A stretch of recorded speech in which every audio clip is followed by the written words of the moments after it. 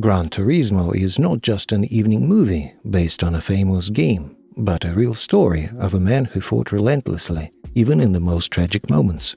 We will tell you how an ordinary boy holding a joystick and with a dream in his eyes managed to become one of the greatest racers, overcoming a fatal accident that took the life of a spectator and almost crushed his own dream. And of course you can judge for yourself how true the story is that has been so cleverly portrayed on the screens.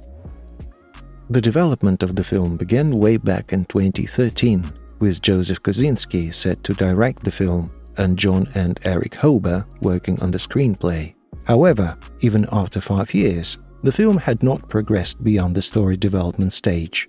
In May 2022, work on a new version of the film Gran Turismo began, with Neil Blomkamp slated to be the director. The main cast was finalized in September, while other actors joined the project in November. Filming began in Hungary and concluded in December 2022. The film had a budget of $61 million and managed to gross over $80 million in its first week, receiving mixed reviews from critics, but generally positive reactions from regular audiences. As a stunt double for Archie Madekwe, who played the lead role, the real Jen Mardenborough stepped in. He took a hiatus from professional racing to ensure the actor's safety behind the wheel, as the actor had obtained his driver's license just a couple of weeks before filming. Jen Mardenborough later spoke warmly about the filming days, despite the challenges, which we will discuss further. From game controller to the driver's seat. In video games like Gran Turismo, there isn't much of a storyline that can be adapted into a full-fledged blockbuster, so Sony's new film is truly taken from real life. The story of Jen Mardenborough is based on the real-life journey of a racer, starting from playing Gran Turismo games to the point where he honed his skills on a real racing track. However, it's worth understanding that, as in many biographical films, some details are quite accurate, while others are fictionalized or exaggerated to create a more compelling narrative. Mardenborough had a passion for cars from a young age, like many other boys. He dreamed of becoming a professional racer since he was 5 years old, when his father explained that people got paid for it, making it a viable career. However, just like in real life, his family didn't have the money required to start a career in motorsports, and he didn't know anyone who could sponsor him. Besides, who would take a 5-year-old's determination seriously? He started playing racing video games at the age of 8, when his friend got the original PlayStation with Gran Turismo. He practically lived at his friend's place, playing the game, and eventually they gave him the console and the game so he could play it at home. That's how Mardenborough and Gran Turismo became inseparable. He continued playing all the subsequent games in the series on PlayStation 2 and PlayStation 3 with a regular controller. It was only a few years later that he was given a racing wheel with force feedback and full pedals. That's when the world of the young racer turned upside down. Jen's father was a former footballer who had to quit sports and start working for the railway. He had a somewhat ironic attitude toward his son's hobby, which seemed to be all about connecting with cars, even if they were virtual. In 2010, Mardenborough enrolled in university to study automotive engineering, but dropped out after just 3 weeks, because in his opinion it was too mathematical and boring. He was interested in the racing process and the sensations he experienced on the track, even if it was virtual. Can you imagine the reaction of Jen's family, who were not particularly thrilled about his gaming passion?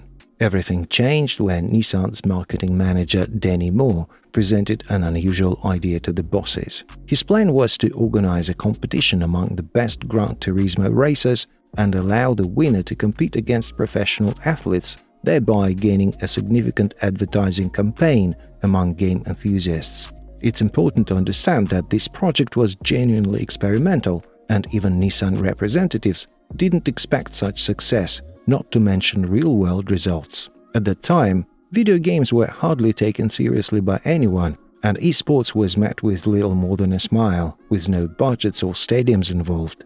Jen took a 1-year break from gaming, but even while being upset about his studies, he decided to participate in the gaming qualification round, where over 90,000 people competed on virtual tracks. he immediately made it to the top 20 in his region, thus advancing to the next stages. He underwent training and a series of physical and racing tests, eventually reaching the decisive final race. Everyone was eliminated except for 3 people from around the world, including Jen.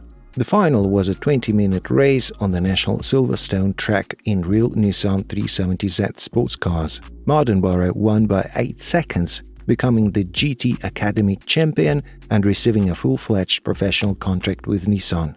To grasp the level of talent, consider the fact that before GT Academy, Mardenborough had never driven racing cars and had never been on a racing track. According to Jen, the most challenging part was retraining himself to see differently. Playing on a tiny 17-inch monitor and sitting in a real car with mirrors are completely different things. The instructor at the track, with whom the gamer was learning to handle a real car, was constantly tense. Initially, Jen didn't even turn his head and just stared at one point on the hood. It took several months to adapt. Jen's journey unfolds within the framework of the film, but there's one important detail that changes the realism of the events described. However, let's address the most dramatic moment in the movie and the young racer's life first. Accident with fatalities. The accident in the film is a simulation of a real accident. A tragedy occurred on the famous Nordschleife of the Nürburgring. Jen Mardenborough's Nissan GT-R Nismo GT3 took off in the Flakplatz turn, went airborne and went off the track, breaking through the fence. As a result of the incident, 1 spectator died and 4 others were injured. The official statement from VLN regarding this incident states, "The first round of the VLN Endurance Championship at the Nürburgring was marked by an accident in which several spectators were injured. One of them died in the medical center, despite immediate measures taken to save him." Mardenborough himself faced criticism, with some veterans suggesting that an experienced pilot not involved in gaming would have reacted differently to avoid the car going airborne. However, ultimately, the blame was placed on the design of the Nissan GT-R, specifically the car's aerodynamics. The accident led to an emergency meeting at the Nürburgring, resulting in numerous safety improvements of the Nordschleife. The GT3 category had its aerodynamics reduced, and the car's aerodynamic features were smoothed out, much to the dissatisfaction of motorsport purists.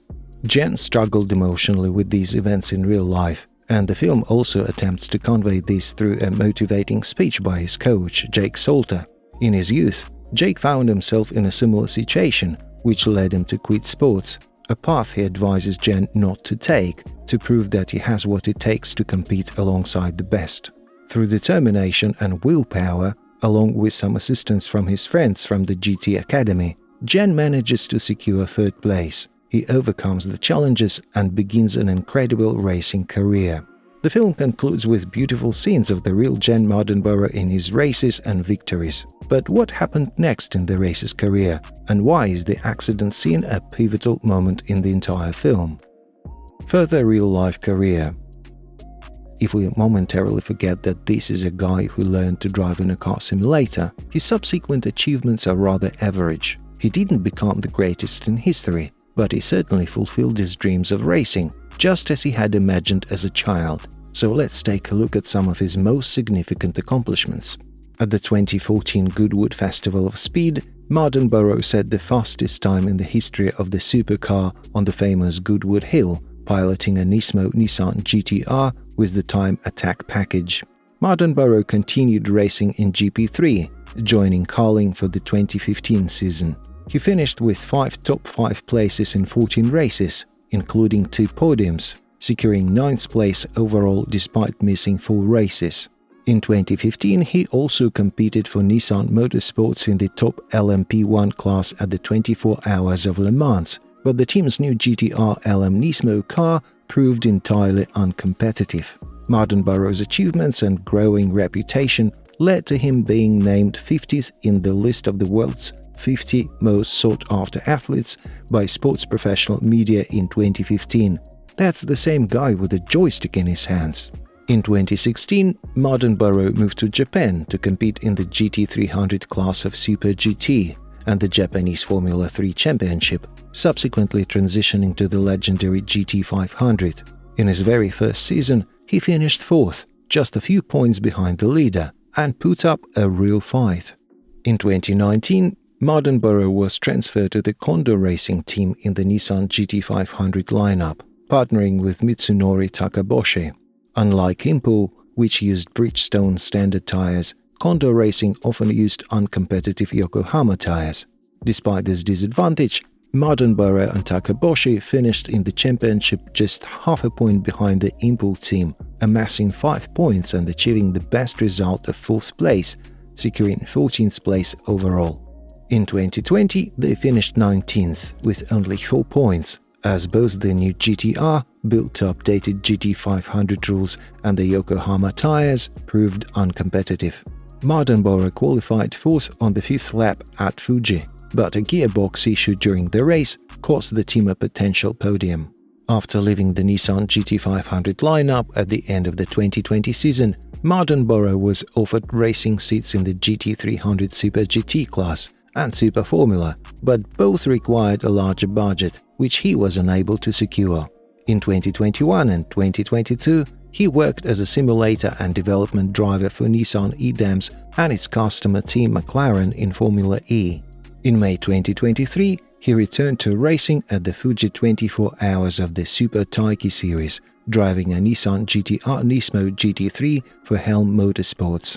He and his team secured pole position in the competition and led a significant portion of it, but ultimately finished 4th due to brake issues. So his career was on the rise after the events in the film. It all seems to add up, but what was the stumbling block then? If you watched the movie, you probably noticed how events unfold slowly, and at times you might think it's a promotion for the video game series rather than a movie with intrigue. If the hero encounters obstacles, they are quite insignificant. However, in the last half hour, the drama that people are willing to pay for and rate highly finally unfolds. Most conflicts are often resolved without Jan's intervention. A competitor in the competition joins Mardenborough's team during the 24-hour race. After a couple of races, Danny Moore kindly praises the hero and even keeps paparazzi away from him so that he can enjoy Tokyo. Even his father shows up at the most important race, now believing that his son is capable of much. As to the accident, we've already told you that it really happened. The victims and injuries are not made up. Jan was truly distraught and contemplated ending his own career. However, there's a slight problem. In real life, everything happened in a completely different order. The collision occurred in 2015. However, the 24 Hours of Le Mans race in which Jan triumphantly claimed 3rd place and which we saw in the movie took place in 2013, a whole 2 years before the accident. Mardenborough was already a sufficiently decorated and experienced driver.